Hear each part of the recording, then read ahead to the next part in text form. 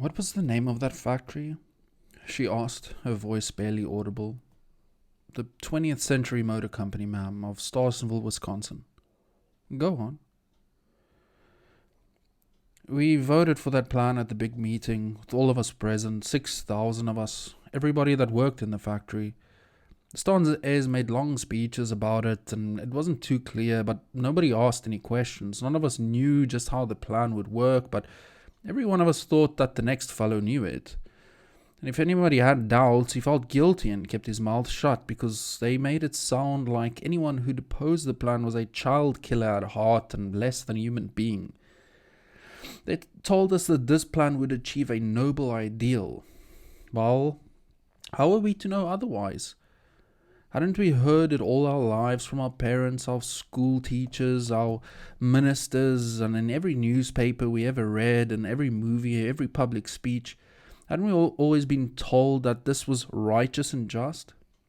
Well, maybe there's some excuse for what we did at that meeting. Still, we voted for the plan, and what we got, we had coming to us. You know, ma'am, we are marked men. In a way, those of us who lived through those 4 years of the plan in the 20th century factory, what is it that hell is supposed to be? Evil, plain, naked, smoking, evil, isn't it? Well, that's what we saw and helped to make, and I think we're damned, every one of us, and maybe we'll never be forgiven. Do you know how it worked, that plan, and what it did to the people? Try pouring water into a tank where there's a pipe at the bottom, draining it out faster than you can put it in, and each bucket you bring breaks the pipe an inch wider, and the harder you work, the more is demanded of you, and you stand slinging buckets 40 hours a week, then 48, then 56, for your neighbor's supper, for his wife's operation, for his child's measles, for his mother's wheelchair, for his uncle's shirt, for his nephew's schooling, for the baby next door, for the baby to be born, for anyone anywhere around you. It's theirs to receive. From diapers to dentures, and yours to work, from sunup to sundown, month after month, year after year, with nothing to show for it but your sweat, with nothing in sight for you but their pleasure, for the whole of your life, without rest, without hope, without end. From each according to his ability, to each according to his need. We're all one big family, they told us. We're all in this together. But you don't all stand working an acetylene torch 10 hours a day together, and you don't all get a bellyache together.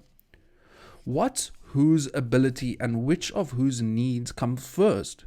When it's all one pot, you can't let any man decide what his own needs are, can you? If you did, he might claim that he needs a yacht. And if his feelings is all you have to go by, he might prove it too. I mean, why not? If it's not right for me to own a car until I've worked myself into a hospital ward, earning a car for every loafer and every naked savage on earth, why can't he demand a yacht from me too? If I still have the ability not to have collapsed, no, he can't. Then why can he demand that I go without cream for my coffee until he's replastered his living room?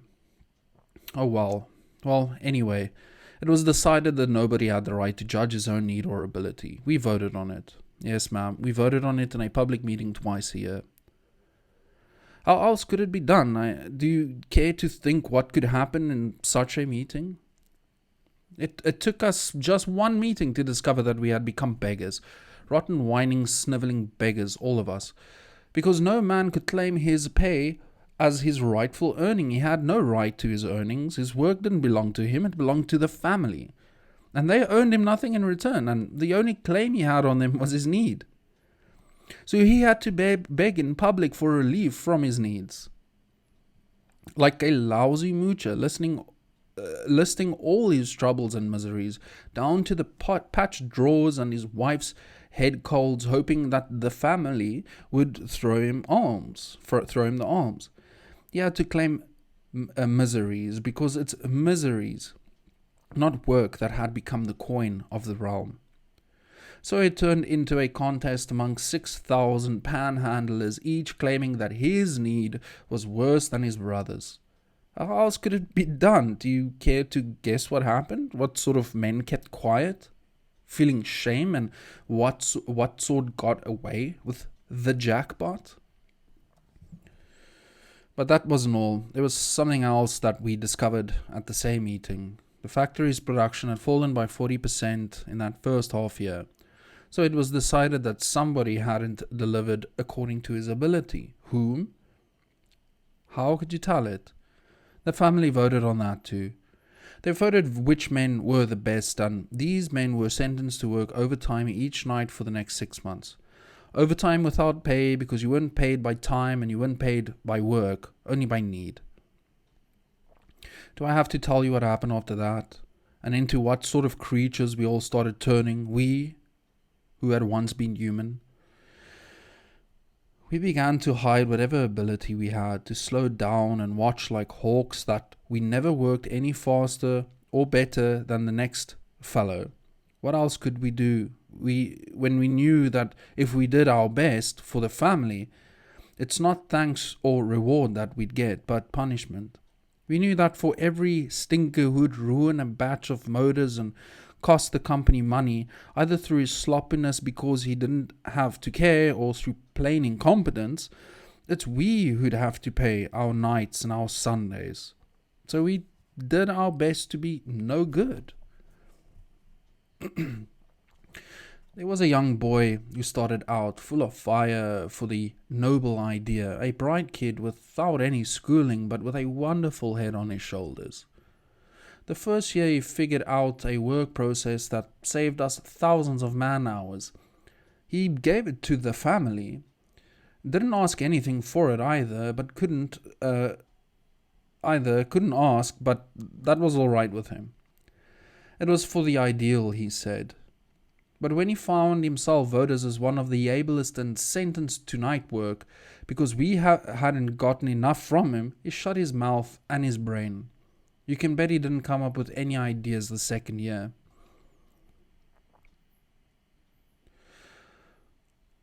What was it they'd always tell us about the vicious competition of the profit system, where men had to compete for who'd do a better job than his fellows? Vicious, wasn't it? Well, they should have seen what it was like when we all had to compete with one another for who'd do the worst job possible. There's no surer way to destroy a man than to force him into a spot where he has to aim at not doing his best, where he has to struggle to do a bad job day after day. That will finish him quicker than drink or idleness or pulling stick-ups for a living. But there was nothing else for us to do except to fake unfitness. The one accusation we feared was to be suspected of ability. Ability was like a mortgage on you that you could never pay off, and that there was and what was there to work for? You knew that your basic pittance would be given to you anyway, whether you worked or not. Your housing and feeding allowance, it was called, and above that pittance, you had no chance to get anything no matter how hard you tried. You couldn't count on buying a new suit of clothes next year. They might give you a clothing allowance, or they might not, according to whether nobody broke a leg, needed an operation, or gave birth to any babies. And if there wasn't enough money for new suits for everybody, then you couldn't get yours either. There was one man who'd worked hard all his life because he'd always wanted to send his son through college. Well, the boy graduated from high school in the second year of the plan, but the family wouldn't give the father any allowance for college. They said his son couldn't go to college until we had enough to send everyone's sons to college. And that we first had to send everybody's children through high school, and we didn't even have enough for that. The father died the following year in a knife fight with somebody in a saloon, a fight over nothing in particular. Such fights were beginning to happen among us all the time. Then there was an old guy, a widower with no family, who had one hobby: photograph records. Then there was an old guy, a widower with no family, who had one hobby: phonograph records. I guess that was all he ever got out of life. In the old days, he used to skip meals just to buy himself some new records of classical music. Well, they didn't give him any allowance for records. Personal luxury, they called it. But at that same meeting, Millie Bush, somebody's daughter, a mean, ugly little 8-year-old, was voted a pair of gold braces for her buck teeth. This was a medical need because staff psychologist had said that the poor girl would get an inferiority complex if her teeth weren't straightened out. The old guy who loved music turned to drink instead. He got so you never saw him fully conscious anymore, but it seemed like there was one thing he couldn't forget. One night he came staggering down the street, saw Millie Bush, swung his fist and knocked out all her teeth, every one of them. Drink, of course, was what we all turned to, some more, some less. Don't ask how we got the money for it. When all the decent pleasures are forbidden, there's always ways to get the rotten ones. You don't break into grocery stores after dark, and you don't pick your fellows' pockets to buy classical symphonies or fishing tackle. But if it's to get stinking drunk and forget, you do. Fishing tackle, hunting guns, snapshot cameras, hobbies? There wasn't any amusement allowance for anybody. Amusement was the first thing they dropped. Aren't you always supposed to be ashamed to object when anybody asks you to give up anything? If it's something that gave you pleasure, even our tobacco allowance was cut to where we got 2 packs of cigarettes a month. And this, they told us, was because the money had to go into the baby's milk fund. Babies was the only item of production that didn't fall, but rose and kept on rising because people had nothing else to do, I guess, and because they didn't have to care. The baby wasn't their burden, it was the family's. In fact, the best chance you had of getting a raise and breathing easier for a while was a baby allowance, either that or a major disease. It didn't take us long to see how it all worked out. Any man who tried to play straight had to refuse himself anything. He lost his taste for any pleasure. He hated to smoke a nickel's worth of tobacco or chew a stick of gum, worrying whether somebody had more need for that nickel. He felt ashamed of every mouthful of food he swallowed, wondering whose weary nights of overtime had paid for it, knowing that his food was not by right, miserably wishing to be cheated rather than to cheat, to be a sucker, but not a bloodsucker. He wouldn't marry, but he wouldn't help his folks back home. He wouldn't put an extra burden on the family. Besides, if he still had some sort of sense of responsibility, you couldn't marry or bring children into the world when you could plan nothing, promise nothing, count on nothing. But the shiftless and the irresponsible had a field day of it. They bred relative they had from. They bred babies. They got girls into trouble. They dragged in every worthless relative they had from all over the country, every unmarried pregnant sister for an extra disability allowance. They got more sickness than any doctor could disapprove. They ruined their clothes, their furniture, their homes. What the hell? The family was going to pay for it. They found more ways of getting in need than the rest of us could ever imagine. They developed a special skill for it, which was the only ability they showed. God help us, ma'am. Do you see what we saw? We saw that we'd been given a law to live by, a moral law, they called it, which punished those who observed it for observing it. The more you tried to live up to it, the more you suffered. The more you cheated it, the bigger reward you got. Your honesty was like a tool left at the mercy of the next man's dishonesty. The honest ones paid, the dishonest collected. The honest lost, the dishonest won. How long could men stay good under such sort of law of goodness? We were a petty, decent bunch of fellows when we started. We were a pretty decent bunch of fellows when we started. There weren't many chiselers among us. We knew our job and we were proud of it, and we worked for the best factory in the country, where old man Stans hired nothing but the pick of the country's labour. Within 1 year, under the new plan, there wasn't an honest man left among us. That was the evil, the sort of hell horror evil that preachers used to scare us with, but you never thought to see alive. Not that the plan encouraged a few bastards, but that it turned decent people into bastards, and there was nothing else it could do, and it was called a moral ideal. What was it we were supposed to work for? For the love of our brothers? What brothers? For the bums, the loafers, the moochers we saw all around us?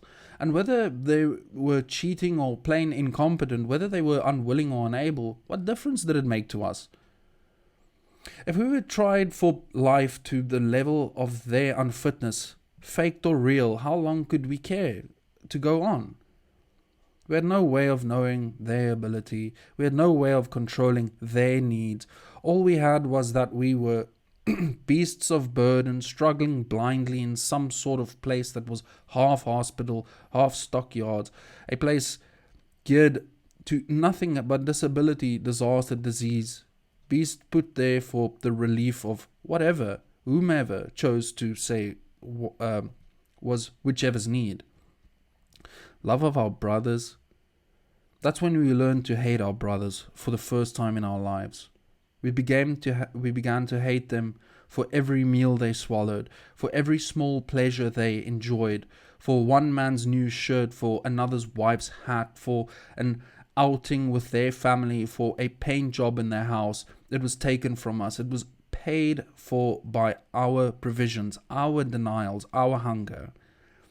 We began to spy on one another, each hoping to catch the others lying about their needs so as to cut their allowance at the next meeting. We began to have stool pigeons who informed on people who reported that somebody had bootlegged a turkey to his family on some Sunday, which he'd paid for by gambling, most likely. We began to meddle into one another's lives. We provoked family quarrels to get someone's relatives thrown out. Anytime we saw a man starting to go steadily with a girl, we made life miserable for him. We broke up any engagement. We didn't want anyone to marry. We didn't want any more dependents to feed. In the old days, we used to celebrate if someone had a baby. We used to chip in and help out with the hospital bills if it happened to be hard pressed for the moment. Now, if a baby was born, we didn't speak to the parents for weeks. Babies to us had become the locusts, what locusts were to farmers. In the old days, we used to help a man if he had a bad illness in the family. Now, well, I'll tell you about just one case. It was the mother of a man who had come with us for 15 years. She was a kindly old lady, cheerful and wise. She knew us all by our first names, and we liked her. We used to like her. One day she slipped on the cellar stairs and fell and broke her hip. Well, we knew what that meant at her age. The staff doctor said that she'd have to have been sent to the hospital in town for expensive treatments that would take a long time. The old lady died the night before she was to leave for town. They never established the cause of death. No, I don't know whether she was murdered. Nobody said that. Nobody would talk about it at all. All I know is that and that's what I can't forget, I too had caught myself wishing that she would die. This, my God forgive us, was the brotherhood, the security, the abundance that the plan was supposed to achieve for us.